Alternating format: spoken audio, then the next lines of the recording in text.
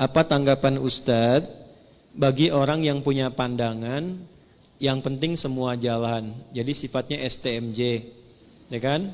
Sholat tetap, maksiat jalan, ya kan?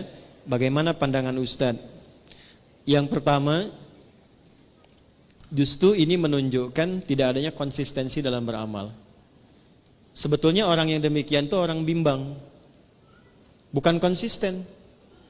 Sebetulnya orang yang demikian orang yang tidak punya pandangan, karena nggak punya pilihan hidup.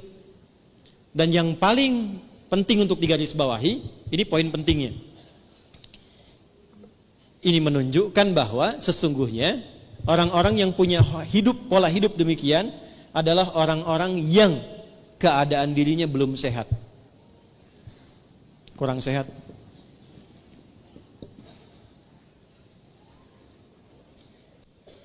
Satu, doakan. Karena yang seperti itu, kalaupun teman, didoakan dengan baik. Tapi tidak dijadikan semua apa yang disampaikan sebagai pertimbangan untuk mengambil keputusan. Ingat ya?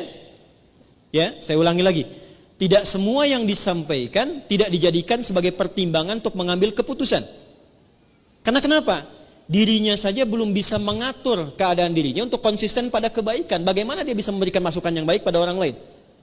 Nah, orang yang sehat, ketika dia mengerjakan sebuah amal soleh, maka ketika benar amal solehnya, amal soleh itu otomatis akan menggerakkan tubuhnya untuk mencegah dia berbuat salah. Saya contohkan begini. Sholat amal soleh bukan? Soleh. Apa fungsi sholat? Quran surah ke-29 ayat ke-45. Innas sholata tanha anil fahsya. Kalau ada orang sholat dan benar sholatnya, itu otomatis sholat yang dia kerjakan akan memberikan pengaruh pada tubuhnya untuk mencegah dia dari berbagai tindakan-tindakan maksiat. Fahsya, maaf, zina, selingkuh, LGBT, pornografi itu fahsya.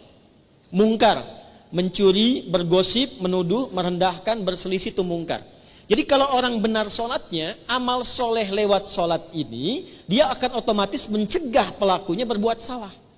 Jadi kalau ada orang sholat, tapi saat bersamaan dia berbuat maksiat, ini artinya ada yang belum tepat dikerjakan dalam sholatnya.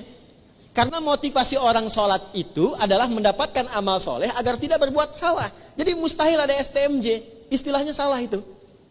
Sholat terus, maksiat jalan. Jadi kalau orang sholatnya terus, itu nggak mungkin ada maksiat. Maka apa yang terjadi?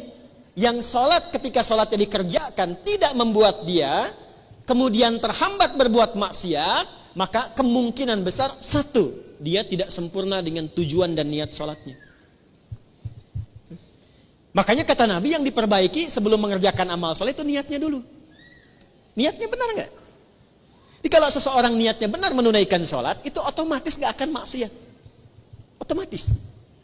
Ibu kalau nggak percaya ya, kalau ada anak kurang baik, ya jangan naik level dulu. Usahakan konsisten sholatnya dulu, dimulai dengan subuh. Minta aja pada anak ibu, ya, minta kerjakan sholat konsisten 40 hari. Setelah itu terserah kamu. Tapi jamaah. Setelah itu terserah. Mau sholat silahkan, nggak sholat silahkan. Mau taat sama mama silahkan, nggak taat silahkan. Tapi mama minta 40 hari sholat aja dulu. Di masjid, setiap hari. Subuh sampai isya. Setelah hari ke-40, lihat apa yang terjadi. Saya punya pengalaman di Tripoli. Guru kami, seorang profesor, itu kedatangan orang tua, menyampaikan pesan anak-anak kami 3 orang, itu sholatnya sulit luar biasa. Dipanggil dengan halus anak-anaknya, ya abnai, anak-anakku sini nak katanya. Sekarang Syekh mau katakan, silahkan anak-anak mau nggak sholat silahkan, nggak taat sama mama silahkan, cuman minta satu dulu kerjakan, sholatlah selama 40 hari, tunaikan berjamaah di masjid, setelah itu bebas mau ngapain aja. Hari ke-40, yang satu berubah jadi baik luar biasa. Jangankan maksiat, untuk berkata yang kurang pantas pun dia nggak punya kosakatanya. Yang kedua, naik turun, kadang baik, kadang tidak, kadang baik, kadang tidak. Yang ketiga, itu makin kacau. Dipanggil ketiganya, kata syekhnya, kamu yang pertama, kamu benar sholatnya 40 hari, dikerjakan dengan baik, dan tidak kamu tinggalkan. Yang kedua, kamu kerjakan, tapi kamu bolong-bolong. Kadang dikerjakan, kadang tidak. Kadang dikerjakan, kadang tidak. Yang ketiga, kamu ngumpet-ngumpet padahal kamu nggak sholat.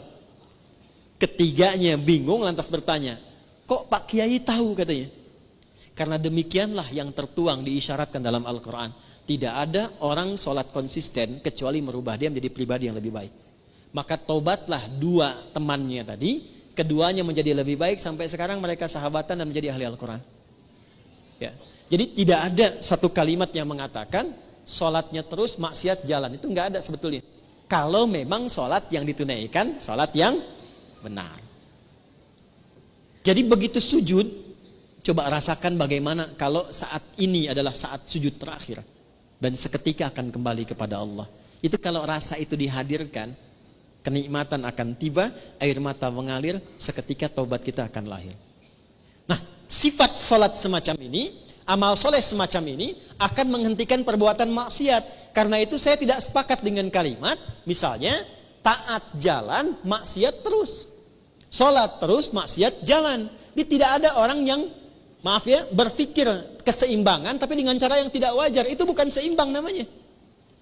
Seimbang itu ketika dikerjakan amal soleh dengan amal soleh lain beriringan.